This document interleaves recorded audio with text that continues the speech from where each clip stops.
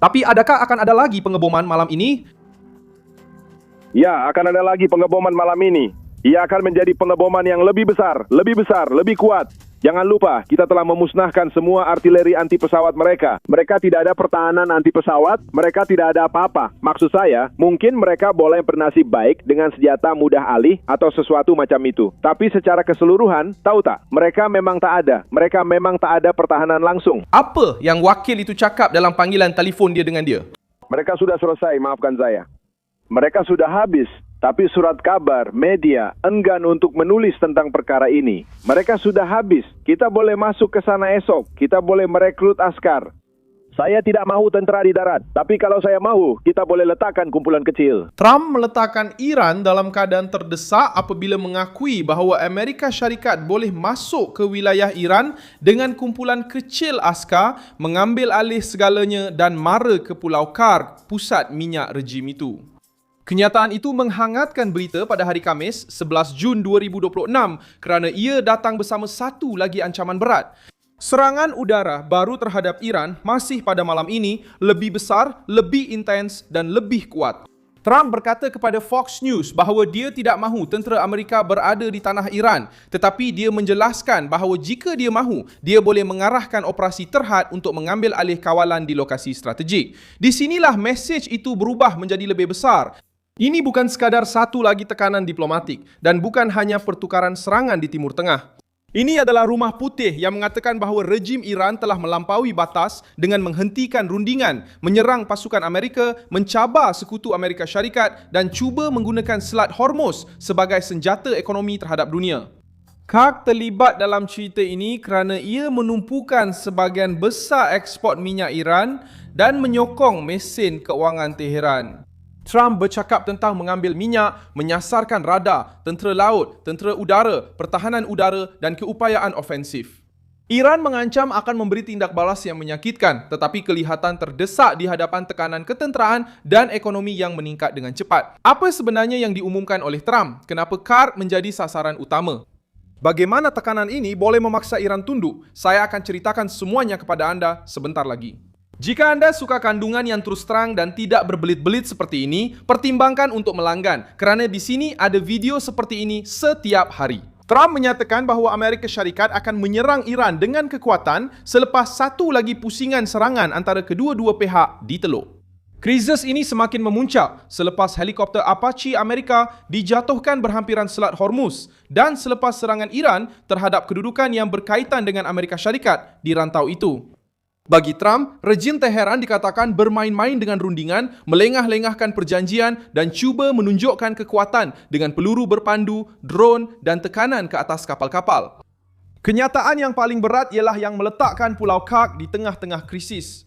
Trump berkata bahawa pilihannya sentiasa adalah untuk mengambil alih Karg dan menguasai kemudahan infrastruktur minyak dan gas Iran. Dia juga membandingkan idea itu dengan model yang digunakan terhadap Venezuela, mengatakan bahawa kawalan ke atas tenaga boleh menjadi alat tekanan terhadap rejim yang bermusuhan. Secara praktikal, ini bermakna mengambil sumber utama wang daripada Teheran. Tepat pada masa rejim itu cuba mengekalkan pengaruh di Selat Hormuz, menyokong sekutu serantau dan menentang tuntutan Amerika mengenai program nuklearnya. Pulau Karg bukanlah sekadar satu titik di peta. Ia terletak di Teluk Parsi, berhampiran pantai Iran dan dianggap oleh pakar sebagai terminal ekspor minyak utama Iran. Majlis Hubungan Luar Negeri menyatakan bahawa pulau itu mengendalikan kira-kira 90% ekspor minyak mentah Iran. Itulah sebabnya ancaman Trump begitu berat. Apabila beliau bercakap tentang mengambil minyak, mesejnya bukan sekadar simbolik. Beliau sedang menyasarkan sumber keuangan utama rejim itu. Tanpa Karg beroperasi dengan bebas, Iran kehilangan ruang untuk membiayai jentera ketenteraannya, menekan pasaran global dan menggunakan tenaga sebagai perisai politik. Aspek ketenteraan juga menjadi jelas. Trump berkata bahawa tentera laut, tentera udara, radar, pertahanan anti pesawat dan sebahagian besar keupayaan ofensif Iran telah pun dimusnahkan atau dineutralkan. Ucapan itu bertujuan untuk menunjukkan kepada rakyat Amerika dan pihak lawan bahawa Washington percaya mereka mempunyai kelebihan yang cukup untuk mengenakan kos tanpa terjerumus ke dalam perang yang berpanjangan. Namun begitu, Trump sendiri cuba mengawal tahap pertaruhan tersebut. Dia menyatakan bahawa dia tidak mahu tentera Amerika berada di tanah Iran, tetapi dia juga berkata bahawa jika dia mahu, dia boleh menghantar kumpulan kecil dan mengambil alih segalanya. Itulah tekanan di tahap maksimum. Mengatakan bahawa tidak mahu pencerobohan, tetapi dengan jelas menunjukkan bahawa pilihan itu masih ada. Setiausaha Pertahanan Pete Hegseth menguatkan pendirian tegas dengan menyatakan bahawa jika perlu berunding dengan bom, Amerika Syarikat akan berunding dengan bom. Ayat ini menunjukkan bagaimana strategi telah berubah.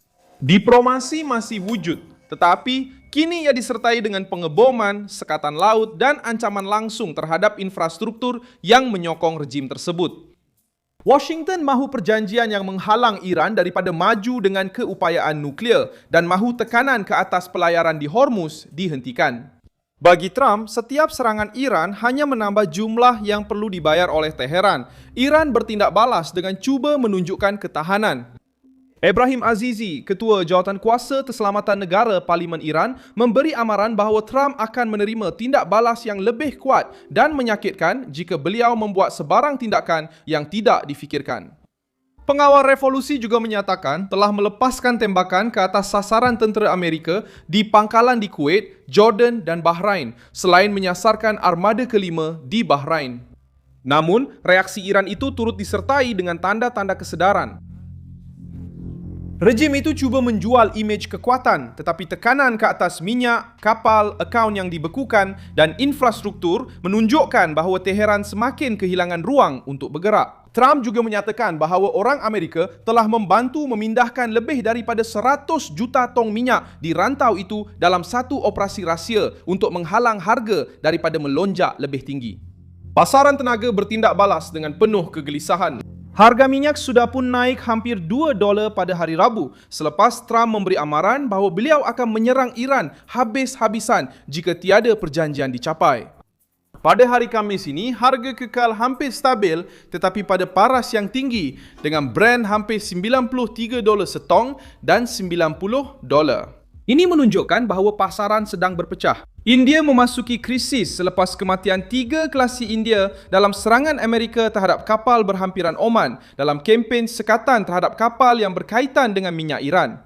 Kerajaan India membantah dan meminta serangan ke atas kapal yang mempunyai anak kapal India dihentikan. Rundingan masih berjalan di belakang tabir dan perkara ini sangat penting.